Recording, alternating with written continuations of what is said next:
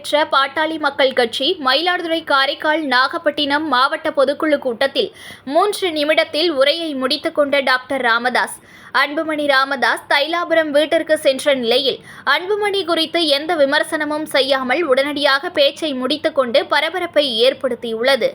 மயிலாடுதுறை மாவட்டம் மயிலாடுதுறையில் உள்ள தனியார் திருமண மண்டபத்தில் மயிலாடுதுறை, நாகப்பட்டினம் மற்றும் காரைக்கால் மாவட்டங்களில் பாட்டாளி மக்கள் கட்சி மற்றும் வன்னியர் சங்கங்களின் பொதுக்குழு கூட்டம் நடைபெற்றது. கூட்டத்தில் வன்னியர் சங்க தலைவர் பூத்தா அருள்மொழி, பாட்டாளி மக்கள் கட்சி கௌரவ தலைவர் ஜி.கே. மணி உள்ளிட்ட நிர்வாகிகள் பங்கேற்ற இந்த கூட்டத்தில் பாமகவின் நிறுவன தலைவர் டாக்டர் ராமதாஸ் பங்கேற்று பேசினார். மிகவும் பரபரப்புக்கிடையே நடைபெற்ற இந்த கூட்டத்தில் டாக்டர் ராமதாஸ் பேச்சு மிகுந்த முக்கியத்துவம் பெறுவதாக இருந்தது.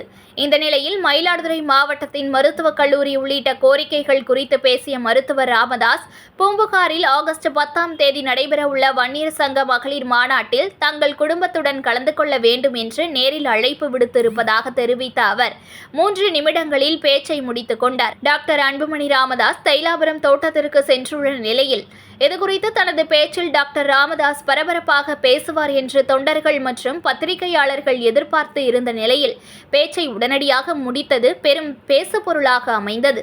தொடர்ந்து செய்தியாளர்கள் சந்திப்பையும் தவிர்த்துவிட்டு டாக்டர் ராமதாஸ் கூட்டத்தை முடித்துவிட்டு வெளியேறினார்.